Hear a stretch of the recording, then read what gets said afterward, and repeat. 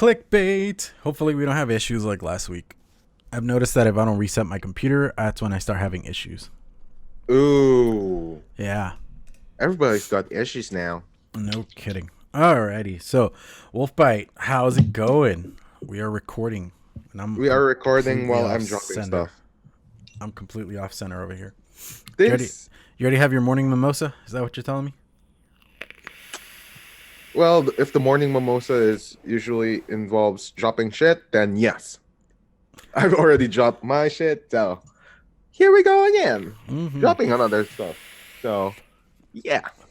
What? Here I go again, living on my own. Vaping on my own. And dropping shit on my own. Bap. How off key was that?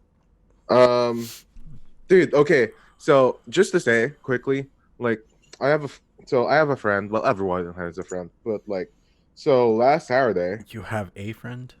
A friend. A friend. And a friend. It's like, so I went to her EP release. Okay. Yeah, I saw that. Release. I saw that on your, was it your Snapchat story? Snapchat, Instagram, whatever.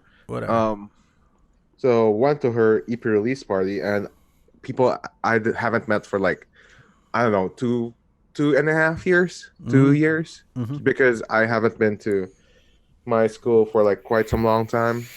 By school, music school, music technical school. And then there's this guy who was like, dude, my artist isn't doing any better. I'm like, why? Because whenever I ask him to tune something, or whenever I ask the chords for something, he only tunes it by open E.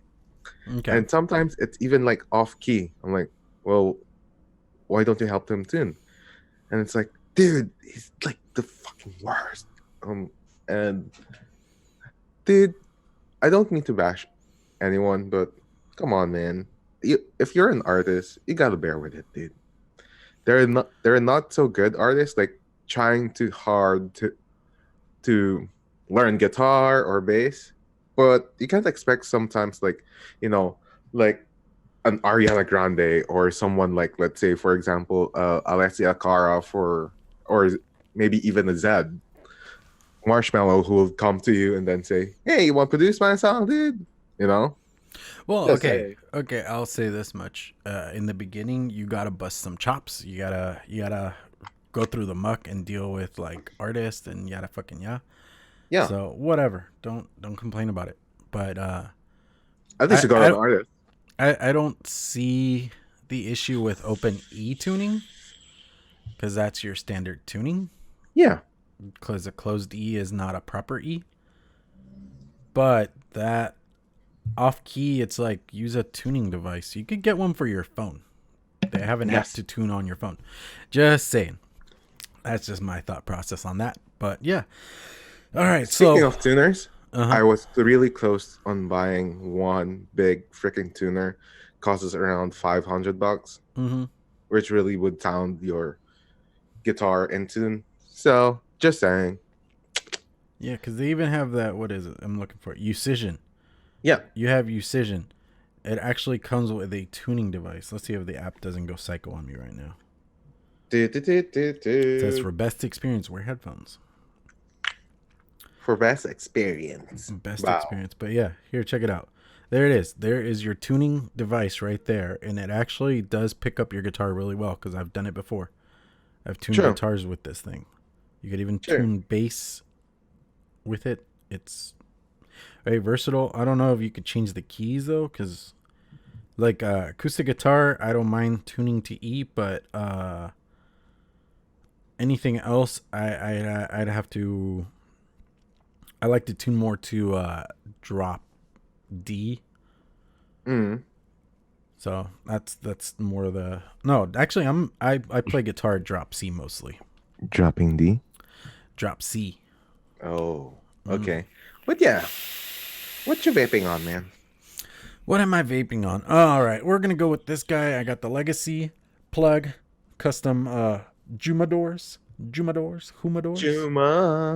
And I just fixed one of the magnets. I actually hit up my buddy. I was like, hey, how do I fix this? And he's all like, just put some super glue in it. You'll be good.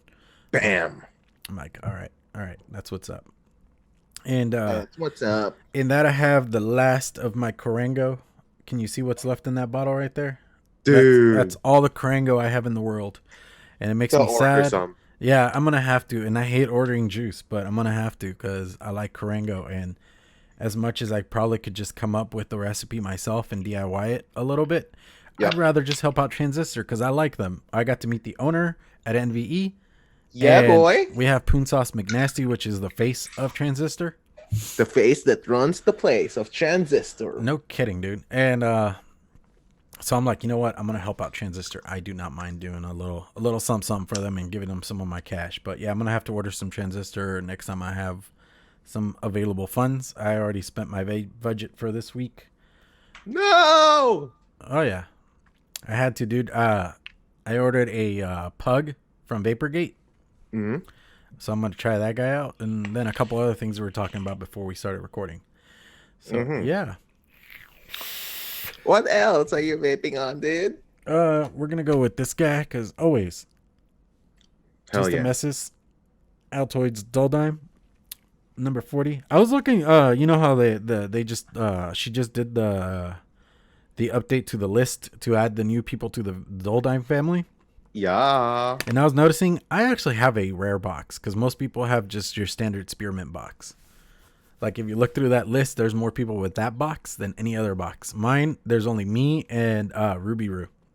We're the only ones that have this one. But hers is the super rusty and mine is like the super clean version. So that's kind of how that goes. Like Ruby Roo has the dullest of dimes. Like she really does. The dullest of dimes, baby. And in that, I got Super Cereal. So I'm rocking that guy. And that fell. And we're going to go with this guy. I forgot. What juice do I have in this? But okay, so. What juice do you have in it? Mr. Sammy Nitro wanted a red. a red Recoil Rebel for his Just Unicorn. Right Edition MDX. Yeah. And then I was like, you know what? I'm going to pull out my oldest Recoil Rebel, which is that one, the Black Edition. Ooh. DHD Inferno tip. Rocking on the Rig V3. All super matchy and all that kind of thing. And I'm trying to remember what juice I put in this thing. Oh, yeah, this is it right here. From Superb Classic Collection, I got this one. What is it? The Peachberry Lemonade. And I'll be honest. Yeah, we're just dropping things on the show today. I'll be honest. I didn't realize it had menthol in it. And for a menthol juice, it's actually really good. Yeah. Like my main problem with menthols is that they make me cough. Like they make me cough like you wouldn't believe. And this one does not. I just took a nice pull and a rip from it and I'm doing good. So I'm happy. My only problem with menthols is sometimes the aftertaste. It's like, really? You know? I can see that. Yeah. So for me, what am I vaping on? So basically, I wanted to pull it out of the retirement. The El Thunder with a cosmonaut on top of it. Yeah. Dude, I remember the days when it was like super duper good. And dude, the cosmonaut is still a good. Yeah, crunchy sin, dude. Honestly, okay, quickly, I didn't like cinnamon at first. But it made me love cinnamon. Just saying. That's what I hear. Like a lot of people always tell me, like they're like, "Oh, I don't want to try that because it has cinnamon," and I'm like, "Just give it a try." My cinnamon is not that strong. Like I make sure it's not like a red hot cinnamon. Actually, it's not that strong at all. I'll be honest with you. And then next, stays very mellow. Someone's vaping on the doll dime. I have to also vape on the doll dime with the Axel on top of it. Hopefully, I got a red drip tip on it with some, Moon Mist, Vapor Junkie, Nova Scotian Ice Cream. There you go. And Warlock's Hammer with a goon. And on it, I just opened a bottle of Blue Goblin. Oh, really dude, freaking good. That blue Goblin. Yeah, really freaking good. From Warlock mods. from the Gathering Vapor Lounge. Yeah, Gathering Vapor. Okay, so I know we're like doing the show and all that, but I'm sending you some juice here soon. You interested? Yes. Okay. Sorry, my hand's twitching so bad. I don't know what that's about. Yeah, I'm not feeling so good today. But yeah, you like that one? Yeah. Or there's that one. And my Ooh, hands are twitching. This is pissing me off. the shorter one. Well, they're both the same height. They're both nub tips. I'll get the one on the left. This one right here? Yeah. Wait. Yeah. This one or this one? Yes. Yeah. Either or. Yeah, I'm like looking through my drip tip box. Yeah, I have a drip tip box. Look at that. Dude.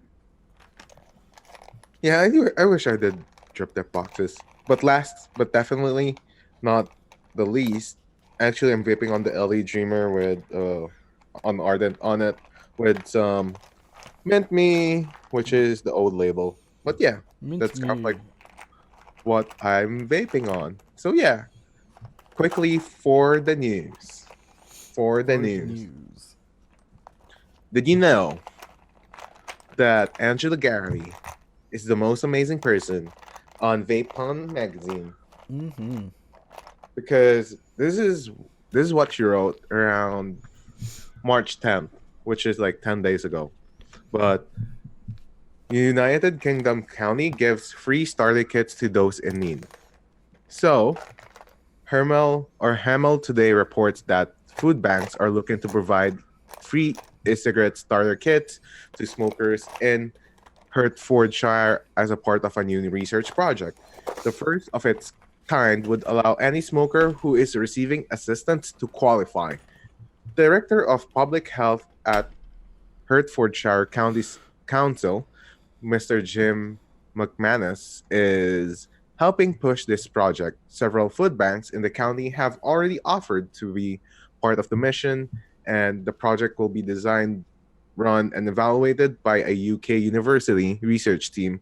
It will target smokers who work in routine and manual jobs, those who receive low income, and those with mental health conditions and pregnant women. All of these groups were found to have smoking rates much higher per data collected by or in Hertfordshire County. And there are details to be worked past, including staying aligned with the European Union competition rules that will be resolved before launch. So think about it that way, dude. Like, woo, food banks allowing e-cigarettes starter kits to be there for you. Yep. And it's a really, dude, okay, not to cut you off quickly, but it's a really good design because they have like an appropriate plan where they focus on which one's the target and how they will actually, do it, or the action plan. So, just saying, one of the good things about that study. Oh no! Here's the thing. In the UK, they have fully accepted vaping, and they are pushing very hard for vaping, and I appreciate them for that. I really do. Yes. And I mean, you guys in Canada also are more progressive in that sense. I still don't get how places like California can put on a full flavor ban. Well, I can understand why. I know the why. But at the same time, it just makes fuck all sense on how they're willing to push flavor bans statewide, but then they have needle exchanges, which is harm reduction. They are okay with legalizing marijuana. I don't get it. It just makes no damn sense. And I wish they were a little bit more on key or something of where their stance is on certain things. Yeah. It's like either you're completely no drugs, no alcohol, no nicotine, no tobacco, or you're, because that's another one. Like, they're still okay with cigarettes, but then they don't want flavors. It just makes no damn sense. It makes no sense. And think about it this way too. Like, there would be some technicalities that would be needed to be addressed. Yeah. Specifically, like the EU competition rules. Mm-hmm. But if you look at it, the article that is linked to the article that Angela wrote, it's it says it is estimated that switching to e-cigarettes could save a smoker with a 20 a day habit Mm-hmm. more than 70 squid. I mean, not squid, sorry. I'm used to saving squids, 70 but 70 pounds. pounds a week. Mm-hmm. And it reduced many harmful effects of tobacco too. And dude, if like if a country or a county in UK Mm-hmm. could do this, how much more would, let's say, for example, a county in California or in Virginia or Indiana could much more do it? Mm-hmm. And to be honest, this is not really funded by the government itself, but it is for the research and for the more of the research intention of the university. Mm-hmm. So there's some public interest on it in regards to the government, but there's also the private interest where it's the universities would be able to help other people with the research. Yeah. So it's the two wings are actually collaborating together, which is for sometimes strange, but dude, how much more can one country or one county rather in America could do it? Yeah. Oh yeah, dude. It's very frustrating, and I don't even know what to say anymore. We keep going around and around in circles in all this, and right now the major battle that we have is trying to change public perspective. Mm-hmm. If anything, that's the one thing we have to do is actually try to get more people to get on board with us and understand where we're coming from. Here's the thing. Like cigarettes here in the US have been completely demonized, and most people think that vaping is the same thing as smoking, Yeah. And it's not. It's actually harm reduction. There are studies. There are US studies that say that that's actually what it is. So, with all that being said, we have to get more people to understand where we're coming from. That's where, when it comes to vaping, we still have to show a lot of common courtesy, a lot of, we got to show more of a human side, if anything.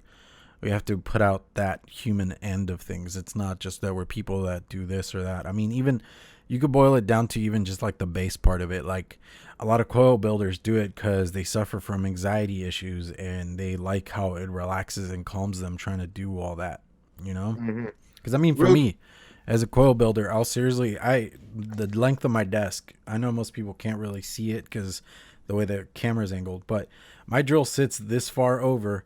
I will make a coil stick the length of my desk. And the whole time, since my drill is so loud, I actually put on headphones and I'll blast music. So I'm just listening to music and just doing something that relaxes me. It puts me at a nice calm peace, Mm-hmm. Real quick to kind of end the topic for advocacy. Mm-hmm. Here's one picture that was sent, or not sent, but I took a picture of a catalog from my vape shop, Vaping Bear in Langley, BC, Canada, as well. Mm-hmm. And this was also the one catalog I was talking about last week, where it was in the Nimbus 9 vape shop in Surrey. But if you look at this, it might be a little blurry, but it says the catalog says, this is my name, and this is my postal code. I started smoking at the age of blank. I started vaping at the age of blank, and the flavors that I used to help me stop smoking were blah blah blah, and what strength and flavors helped me stop smoking. This is in regards to an inquiry of the Canadian government in reducing youth access and appeal of vaping products, and it's a consultation response to each and every vapor that is encountered in a vape shop. So Mm-hmm. this is from Vapor Advocates of Ontario, and what they're essentially doing is they're trying to collect the data of pretty much everyone that vapes, Mm-hmm. so they could give it to the Ontario government, send some feedback, and let the government know that this is what is helping us stay away from the stinkies, Yeah. which is really good. If you're in Canada, what I suggest is if you go to a vape shop, even if you don't, let's say, for example, are interested in buying one, I I highly encourage each and everyone for them to sign up the catalog, give it to the owner or the employee, so you can have a voice for your, for your love of vaping. Yeah. As simple as that. So again, if you're in Canada and if a vape shop's near you, check out if they have the catalog, sign it up, and rest assured it will be given to the advocates that would be sending it to the Ontario government, and they'll collect the data too. So Yeah. because youth access, come on, youth access. Youth access.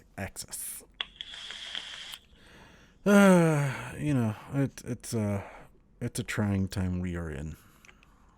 It's very frustrating. And sometimes, we're tryhards, but sometimes, dude, we're just gonna do it anyway. Mm-hmm. So yeah, in regards to the last segment, this is our last kind of like installment, basically, for mental health month.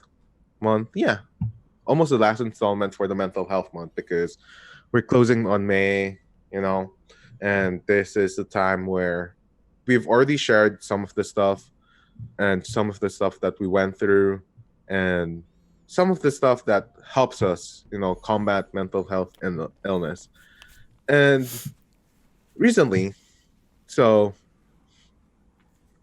just a couple of days ago, and I'll be honest, insomnia has been bugging me. Insomnia? Yes. Yeah. No, yeah, I get that. I for the most part, I'm a long time sufferer of insomnia. And this is not just like, insomnia is not just like a day where you have like trouble sleeping, it's like a series of weeks or months that you can't sleep, or you have difficulty difficulty of falling asleep or staying asleep, which is on my end. It's like, I don't know, I always wake up at a certain time around 2 to 3 a.m. And after that I have like so much energy, and then I try to fall asleep. Yeah. And that's when I'm at work, I was just like doing that. Yeah. And I noticed to myself too that I was kind of like irritable for some reason. Yeah.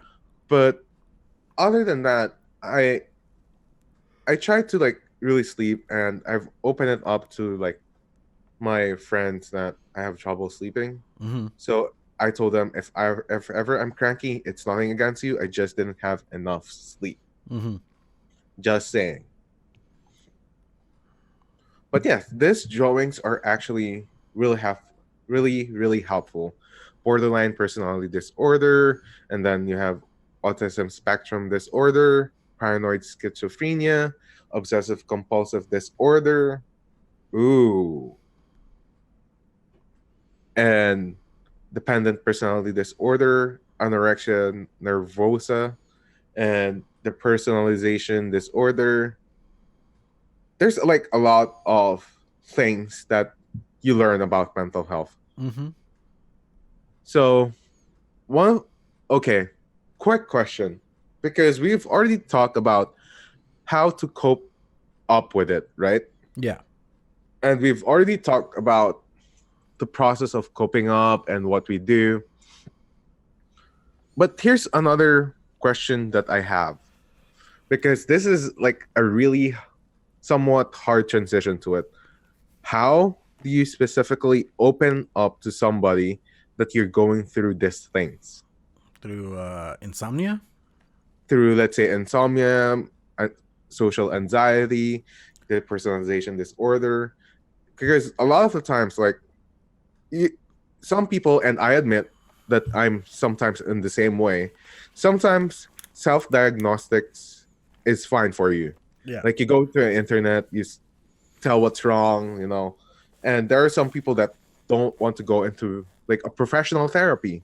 Yeah. Because not that not just that they're expensive, but you don't have like all the time in the world to do it. Mm-hmm. Like, sometimes people have problems opening up to to sometimes a stranger kind of thing. So Yeah. when you were going through your hard times, Clown, how did you open it up to like other people, or did you even open it up to other people? I'll be honest. A lot of the time, I did the worst thing I could do to myself, and I kept to myself. I wouldn't talk to anybody. I wouldn't let anybody in, and it hurt me more than it helped. As a kid, I never really told anybody anything that was going on. I had a lot of anger, and I let it out in physical form, Mm-hmm. which in turn, it gets you in trouble at school. It gets you in trouble with so many other things, and you just don't know how to do it. Like, for the most part, art was a good coping device that I had. I used to draw a lot. Then I got into music, and I would write songs and write music and stuff for it and things like that. And that seemed to help. But eventually, just talking it out with somebody helped. And like, I think I've said it before, but my wife is actually a psych major. She was going for psychology in college, so she was able to really tear through that wall really easily because she kind of like could see through me, and that Yep. really helped in a weird way. And somehow I just trusted her enough to be able to open up, and even like talking about it during the show and stuff like that isn't the easiest for me. And when we did the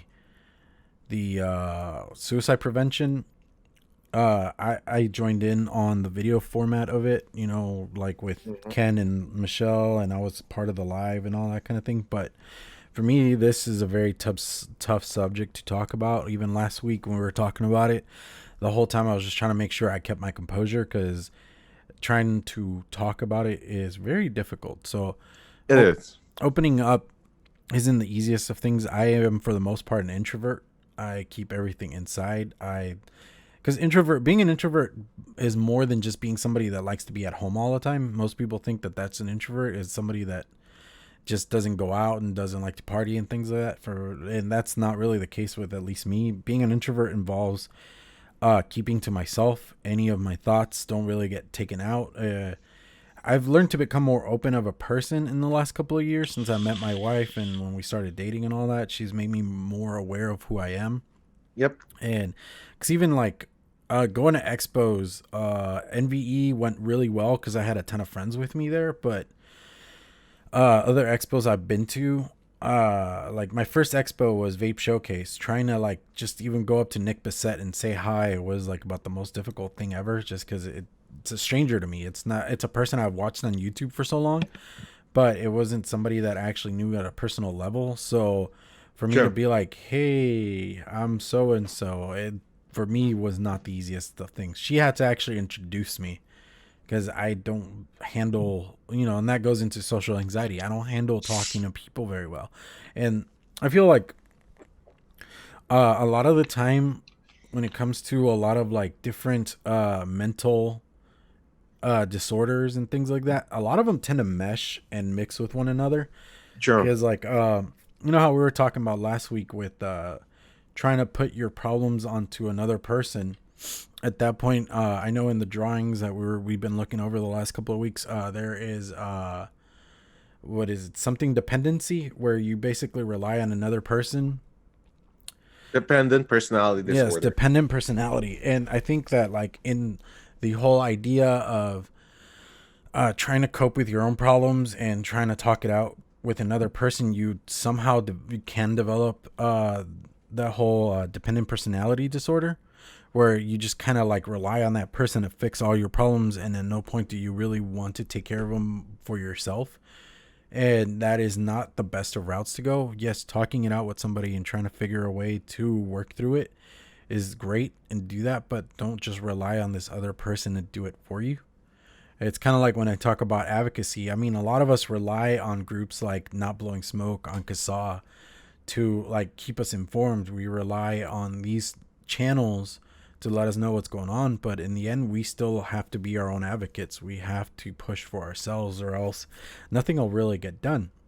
And it's one of those things that we can't have that dependency. And that's kind of one of those things where like social and like, and I'm going back to my point of these illnesses all meshed together of like social anxiety can keep you up at night and then it turns into insomnia, and it's because it's something bothering you, something that just has you so worked up, and then with that insomnia you start developing irritability. You become more like angry because you're not getting proper sleep, you're not getting the rest you need, and with that irritability you become more of you start distancing yourself more, and as humans we need that human interaction.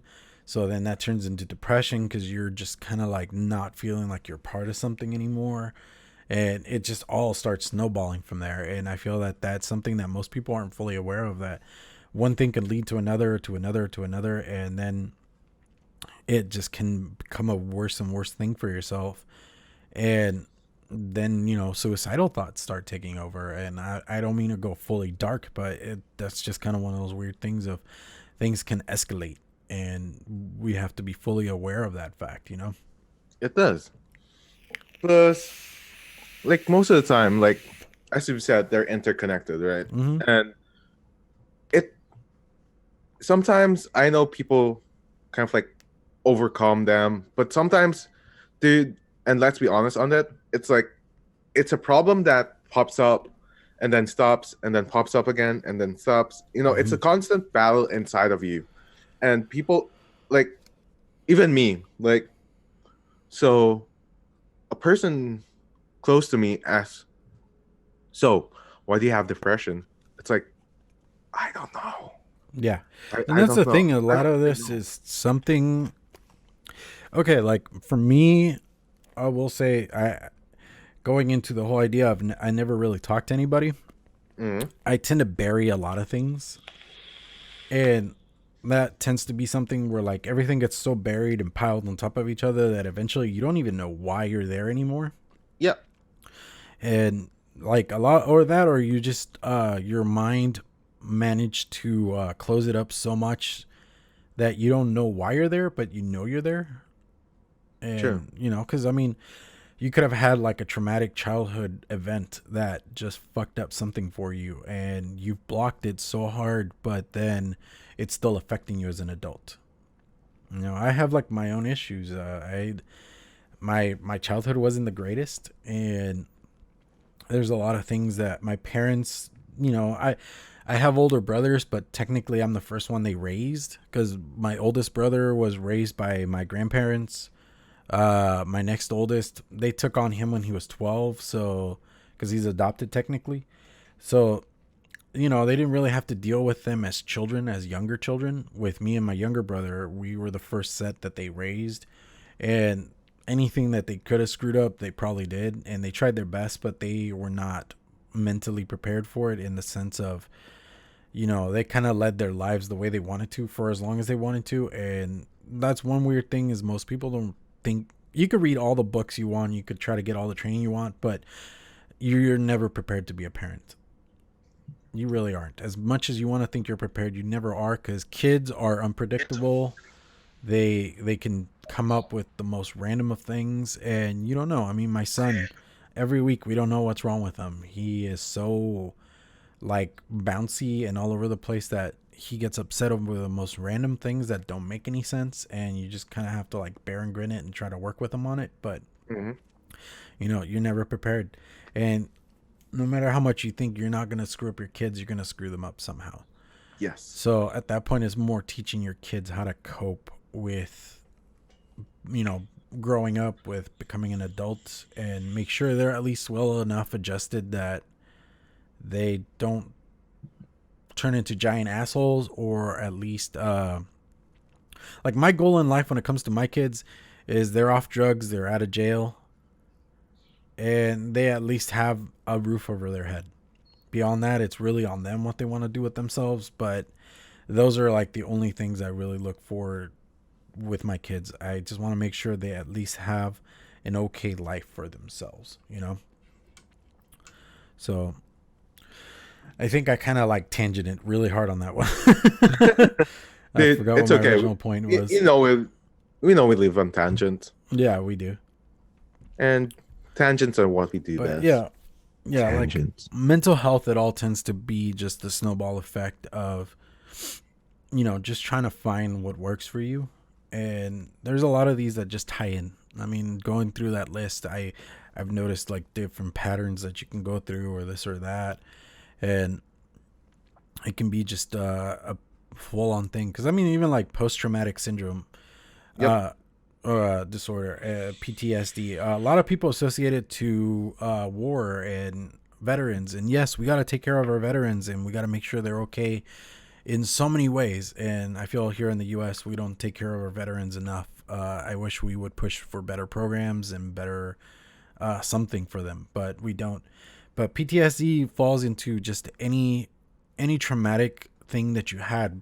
Like I know people that have been in like really horrible car wrecks, and because of that, they refuse to get into cars. They refuse to drive, and it just turns into this whole effect of, because of that one experience, you can't really progress in life anymore, and it really like stumps your growth. You know? Because right now, and let's be honest on this, suicide rates on veterans are actually spiking. Oh yeah. No one talks about it, but it's actually really spiking a lot. Mm-hmm. And it's it's a hard one because these people fight for your freedom, or not just your freedom, but the whole world. Yeah. Well, And it's not even that. It's just the simple fact that I don't know how like the military works with Canada or outside of the U.S., so I can't speak for anybody else. I really can't, because I know like Sweden, for the most part, I think it's not voluntary, but you do have to serve for a while. yep, But Sweden or Switzerland, I think it's Switzerland. Either way, Norway. Norway. Either way, like all those Scandinavian countries, they do a whole, you have to serve for a while. But here in the U.S., it's voluntary. You make the decision of going into the military, and depending on where we're at in the world, you might end up serving a tour somewhere, and you end up seeing some horrific shit. You can't dispute that. Vietnam showed us how bad war can really get. World War II showed us how bad war can really get. Yep. And with every passing generation, war gets more sophisticated and more brutal. In all reality, we get a lot more hardcore with how much we're willing to kill each other. And as human beings, we're not really programmed to see that kind of thing. We're programmed to progress and to make sure we survive and yada yada yada, but we're not programmed to see all the horrific shit that comes out of war. And I feel that when we come back, we're not the same person. We see a lot of things that are so messed up, and like I can't speak. I keep saying we, but at the same time, I've never served. My parents didn't want me to serve. Yep.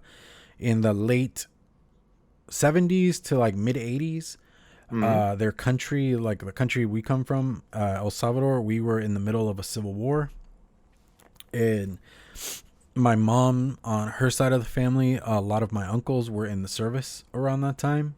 Yep. So they came back with a lot of mental scars and a lot of fucked up shit in their head. And, luckily they were okay enough to recover and lead somewhat normal lives and things like that. But they weren't the same people before they went into that. So True. it just. Plus, lots of these events, dude. Like, you don't know how people come through with this event, but specifically, like, even like the simple words that you say to a person can usually affect them.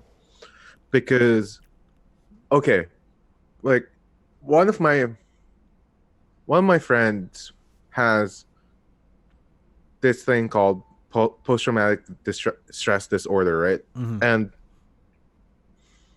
now, like, she has a trauma of people saying that it's okay, even like the simple words that, hey, it's okay. It's like, no, it's not okay, like, you're gonna be fine. No, it's not. Because usually, like, people like that, it's like, it's coming through their minds that everything's fine, but all the time that they need is for them to not necessarily be alone, but sometimes all the time that they need is to cry a little bit longer, Yeah. you know? And there are those kinds of people that would hide it, and you wouldn't know who you bump into, right? Yeah. But the best I think that I've done for her was, and this was back a couple of days ago too. Mm-hmm. And I told her that, hey, if you need a friend to listen to, or not to listen to, but to talk to, Mm-hmm. like I'll be there for you. Like being there for a person helps a lot, actually. And you may not notice this, but and I'm talking to like viewers and like listeners, but you may not notice this, but the fact that you're present in their lives is actually really like the best that you could do. And dude, it's really like a big thing for a person when you say you're there for them. Yeah. That being said, close we're not gonna close this, but we're gonna put it on the brighter side because we've been talking about mental health about a couple of days ago. So we're gonna talk a little bit on the exciting kind of stuff. So, what's been happening with you, clown? Uh, um, I've been lazy. uh, Sam, I'll be honest with you. Like, okay, like Sundays tend to be my review video recording time. yep. And yesterday I seriously looked at my wife as I'm like, I am taking a day off. Because she even looked at me, she was like, are you going to record videos today? I'm like, no, I'm taking a day off. We hung out with some of the Discord friends and stuff like that and did Zoom and ate Jack in the Box tacos. So that was a good Sunday. Tacos. Just got to relax and do nothing, and I liked it. Not to get all weird and dark, but it's more like my excitement kind of thing. But I've been playing Plague Inc. for the last couple of days. Yes. And yeah, dude, I found out they have it on PC. They have it on PC. They have it on your iPhone or not an iPhone, but they have it on their app stores and Yeah, but the I found it for Google. PC. I like it more on PC. It looks a lot better. It plays a lot more easier. Because trying to play it on this tiny ass screen is a pain in the ass. But playing it on my laptop, on my computer here, I have a 20-inch monitor right in front of me, and then the one I have you on is a 32. Yep. So I have this on here, and I'm not gonna lie, I cheat. I look up tutorials because I know how to play the bacteria one really easily, but the rest of them are really difficult. Like I just got through Parasites. If you guys have ever played Plague Inc. Oh, and they added a vampire one. No, actually, I just did the zombie one. Yeah, that's it right there, dude. Okay. I've okay. You know what the best part is? My okay. I've actually finished the whole game already. Like a couple of I haven't played the years ago. scenarios yet. Have you ever played scenarios? No. Oh, Like, dude, scenarios. I want to play them because they actually create the game and the parameters for you. I want to see how that goes. because okay, like one of the I've finished basically. So I'm looking at the game actually, Mm-hmm. and I think like when I was doing this, When you were a young warthog, I'm already like, and I'm already done with you just the got bio nanovirus. weapon left. I only have the bio weapon left Yep. because that's the most difficult one because bio weapon is like it's so lethal that if it kills your host, you're done. Yeah, that's the thing. That's like the thing. Because okay, I've only played over and over the bacteria one, and I didn't realize that if the host is dead, the game is over. Mm. So like, because I was doing virus, which virus is a pain in the ass because it keeps trying to upgrade the symptoms, Yep. and they upgrade like that. So you got to be very aware of that, and you lose points if you devolve the symptoms. Depends. Really, because Depends. I lost points every time I tried devolving it. But that point aside, uh Tips on how to kill the world 101 with Wolfbite Podcast. right. So so you're trying to infect the rest of the planet, and once it starts killing off people, if you're starting to kill faster than you're infecting people. And once that last host dies, there's still people that haven't been infected, Yep. the game will end. Like, it will tell you, well, your virus can't continue because your hosts are dead. It like literally says that. Dude, I do like how on the, was it the Necra something or other? Yep. The Necra worm? I like how you could actually get it to where it'll actually infect somebody and make that person go somewhere else and infect more people. Ooh. Yeah, like, so you could fly them, like, say, because, okay, Greenland, for some reason, it's the hardest place to get to in that game. Two things about Greenland. Because, first of all, if you go with Greenland, first of all, you can only access it by boat, first and foremost. Yeah. Second of all, it's a cold area. Mm-hmm. So right now, as I'm playing, and I'm sorry, I'm playing the game right now. So usually I start either, no offense, with either Saudi Arabia, mm-hmm. Philippines, India, or Africa. Yeah, always start in a warmer climate. Seriously, they tend to thrive a lot better. Go in a third world country and a warmer climate. Yeah, and that's what I usually do. It's like when I usually play this game, like, it actually distresses me a lot. Not because like I'm killing the world, right? But like it's more of, it's a time waster. It really is. There's no real point to the game. It's not that difficult. It's just you just sit there tapping on things. Yeah. So you're eventually like evolving the virus, and sometimes, dude. Okay, my favorite stage is the prion stage. Mm-hmm.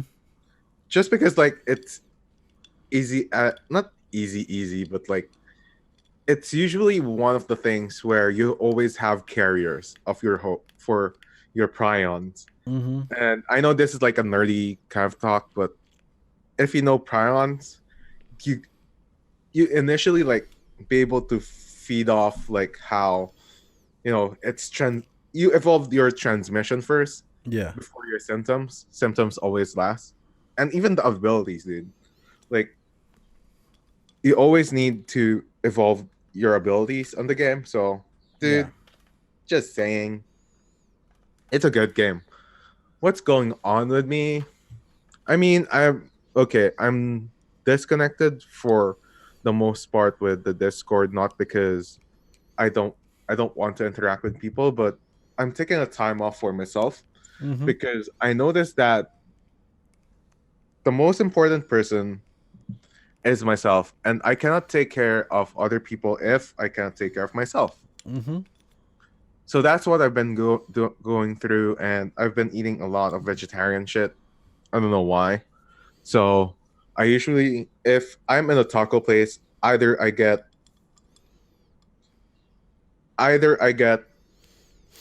rajas con crema, or calabacita. Even if I used to like do a lot of asada and chicharron, because I found out that usually, and even right now, if I eat pork, I kind of feel a little heavy. Yeah.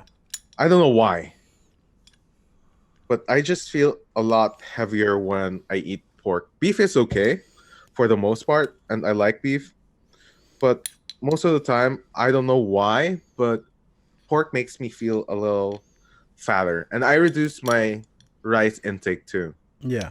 Like, the cup of rice that I do is like just this, like this small, and it's not even like really like a cup of rice, but it's more like a smidget of it. So yeah. And I found out like a good katsu place near my office, which is really good, because actually back in the day when I was still a student in the university, I am so super crazy about katsus. So there's like two kinds of katsus, the hire and the rosu. The rosu is the fattier one, and hire is like the fillet. So I've been eating katsu for a long time, for quite some time now. So Yeah. yeah, that's what I've been up to, and listening to music, to be honest. Yeah. And another thing that I was kind of like busy on the weekend is swiping left and right, if you know what I mean. So swipe left, swipe right, you know, Yep. because why not? It's a good practice Yeah. on swiping, specifically when you ask swiper not to swipe. So You and the weird cartoon references. Dora the Explorer, dude. I know. I Like, know what the reference was. but that's the thing, because recently, dude, I have watched Detective Pikachu. Yeah. And by the way, the best Pokemon is still Greninja out there. So just saying, people, that Greninja is like the best Pokemon ever. Next to Ninja. Greninja, the frog Pokemon. So you Okay. know, Yeah. Yeah. I know who you're talking just about. saying. And on that movie, actually, it revives you, or not revives, but like it's kind of like nostalgic, both in the sense that it's a Pokemon movie, and in a sense that It you're trying reminds you hard to you get miss Ryan Reynolds. yeah, dad, because that's what I've been watching lately. So that's one. The second one is that I've been watching, that I watch rather lately. Another movie is The Sun Is Also a Star. Just because, like, okay, my sister is kind of like a Riverdale fan. So unless you don't know what Riverdale is, it's a kind of like a teenage not movie, but like a teen series kind of thing. Mm. And my sister likes those kinds of stuff, and coughing evolved, so I have to like devolve that shit. But one of the things that I like about teen series is it reminds you of being a teen again. So one of the things.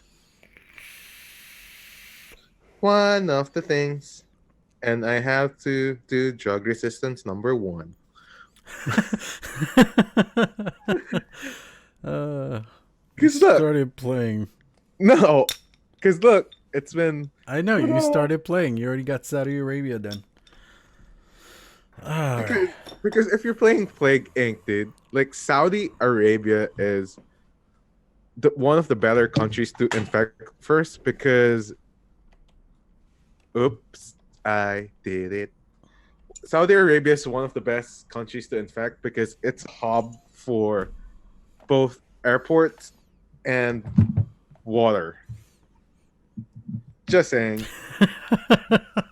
That's why I need to do Saudi Arabia first, or India. Yep. But yeah, so that's what we've been up to. And Wolf Bite Appreciation Award, dude. Yes. We have to do Wolf Bite Appreciation Award. And I've been giving it, and it's kind of like my segment, but is there anyone deserving of a Wolf Bite Appreciation Award in your eyes, Mr. Clown Vapes? I don't know, because like you've kind of named a lot of people, and I mean there's like some obvious ones, but I don't want to go for those because it just feels like a knee pad moment. But I don't know. I have one specific person to give it to, but I want you to name one first. I'm trying to remember who we've done already, because we did Chuck Allen. We did Chuck Allen. We did PoonSauce Mcnasty, Frames Janklin Vaper. We did some of the Ohmies already. So, and we did Stan, Nick, the Garrities, Yeah. Texas Cloud Town. See, and that's where like I'm trying to think of who haven't we done and what's not too obvious. Because I mean, like people that I've spoken to before and things like that. I feel like Jennifer Berger Coleman does not get enough recognition for all the stuff she does, even though everybody gives her praises, but at the same time it's still within like the Grim Army. It's within like very small groups, and a lot of people don't realize how much she actually does behind the scenes, you know. True, specifically in the California state. Oh yeah. Because most of the time, and this is why I feel it's like most of the time people people forget about her just because like she doesn't have like this YouTube channel and shit. Yeah, she And doesn't have like I know on Instagram and Twitter she has a presence, but even then it's not like a very in your face presence. mm-hmm. You know, and I feel a lot of people would need to like share her message around a lot more. Yep. And one of the things too that I want to give this Wolfbite Appreciation Award is our buddy Jacoby Vapes. Mm-hmm. Dude, like he's a guy that supports us in behind the scenes. I remember that one time, each and every time, dude. Each and every time, it's a Monday, a Wednesday, or Friday. No, actually, Monday, Wednesday, and Friday. He pulls up cloud checks each and every day, Mm-hmm. and never forgets them. Yep. First one. Second one, he's always in our shows. He's always doing promos for the Ohmies, for the vapes too, you know? Mm-hmm. And he never gets enough credit for it. He's a great, outstanding guy in the community. Hangs around with the Stooges when there's time. So, you know, Mm-hmm. and I know he's going through a rough time, but we just want to appreciate the guy. Yeah. So, yeah. Oh yeah. I got to meet him at NVE. He's about the most chill dude you'll ever meet. Between him and Amish, I didn't know who was more relaxing. But they were just I seriously hung out building, rebuilding and rewicking things with them at NVE at the Stooge house. I seriously sat there and we just hung out. There was like no, like they're just so relaxed. It's like ridiculous. Like they're very calm people. Very I would calming. say the more relaxing one is Jacoby because you don't know what Amish will share with the FDA. So I'm kidding. But other than that, is there anything we want to promote, Clown? Clownvapes.com. Yeah. Go check out my YouTube channel, Clown Vapes, on YouTube. I have this video will be posted on YouTube. I know we're kind of doing this for Vape Radio, but I also have been posting the videos, and I think I just posted video number 27 or 28 and 27. Yeah. And this is episode, what is this? Episode 30. 33. Yeah, something 34. like 34. So yeah. So yeah, you guys probably are watching me here in like 7 weeks in the future because we're that far behind. And Woohoo! and what else? Yeah, go check out Vaping with the Ohmies on the Vaping with the Ohmies channel. Cause Yep, new channel. yeah, new channel. Sub. And then also Instagram, Clown Vapes on Instagram, Frank Wolfbite on Instagram as well. And you know, you can message us there. Also on our emails, frankwolfbite@gmail.com and clownvapes@gmail.com. Specifically, if you have inquiries regarding clownvapes.com or anything in regards to the merch of Clown, you can email him. And we're on Vape Radio every Saturday, 12 noon Central, and that's 10 a.m. Pacific, with replays on Sundays, that's 9 p.m. Central and 7 p.m. Pacific, and as well as replays on Clown Vapes channel, and hopefully back to SoundCloud. So yeah. Yeah. Yet. Remember,